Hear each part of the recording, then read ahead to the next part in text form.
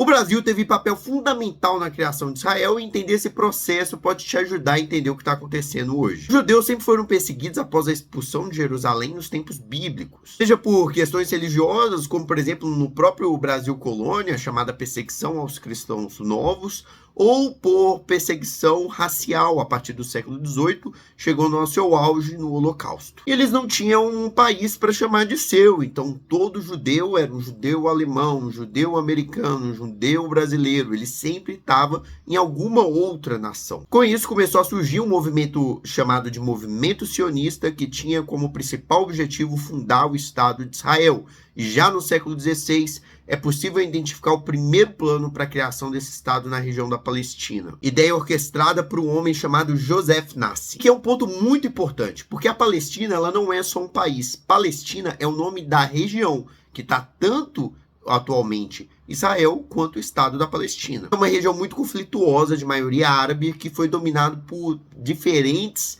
países ao longo do tempo. Até a Primeira Guerra Mundial, o domínio era do Império Otomano. Com a derrota do Império Otomano na Primeira Guerra Mundial, a região passa a ser dominada pela França e pela Inglaterra. Durante esse período, a gente começa a ver uma mudança demográfica, porque 95% da população daquela região era árabe. Só que, com o avanço do antissemitismo na Europa, vários judeus vão migrando para a região a fim de um dia formar o Estado de Israel, comprando terras, montando assentamentos, ao ponto que, já em 1917, 11% da população da região era judia. E daí a Inglaterra dá um sinal muito positivo para esses judeus, que é a Declaração de Balfour. Essa declaração dá um apoio explícito da Inglaterra, que era a maior potência do mundo, para a criação de um Estado de Israel na região da Palestina, porém com algumas limitações, respeitando o interesse dos povos árabes. Os palestinos que viviam na região começaram a sentir o seu território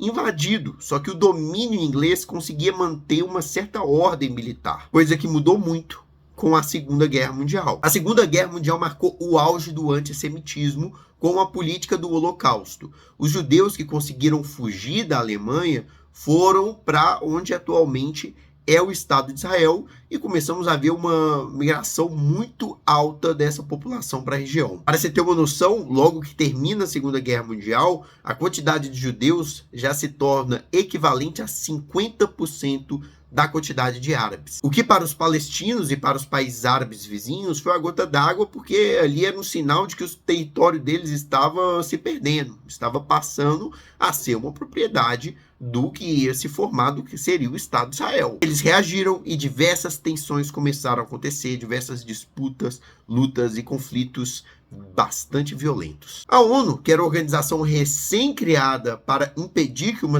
terceira guerra mundial viesse a acontecer e manter a paz no mundo, resolveu agir.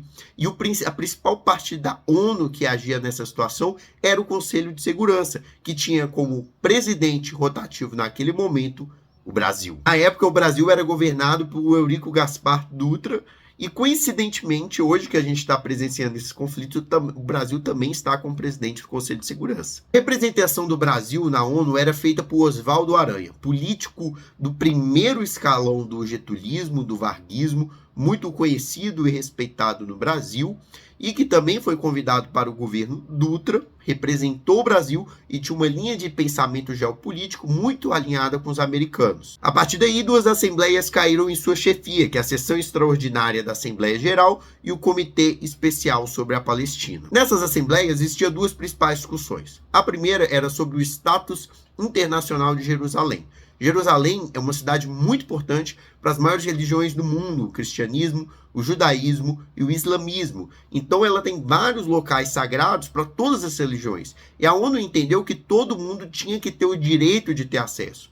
Por isso, Jerusalém não poderia pertencer a nenhum país. Tinha que ter esse status internacional onde a ONU fiscalizasse diretamente. A segunda proposta era a divisão, a partilha da Palestina, onde existiam dois principais planos. O plano da maioria, onde formaria-se dois estados, um estado árabe e um estado judeu, e o plano da minoria, onde teria um estado apenas, um estado federal, e duas unidades políticas, uma árabe e uma judia. No dia 29 de novembro de 1947, sob a presidência do Brasil, o Brasil que foi muito elogiado por ter conseguido articular politicamente para que isso fosse aprovado, a resolução 181 foi aprovada. Ela garantiu a vitória do plano da maioria, ou seja, criaria-se 2 estados, um estado árabe e um estado judeu, o status internacional de Jerusalém e a proteção dos espaços sagrados. A ONU comemorou de maneira empolvorosa, na verdade todo mundo comemorou, porque a sensação era de que a ONU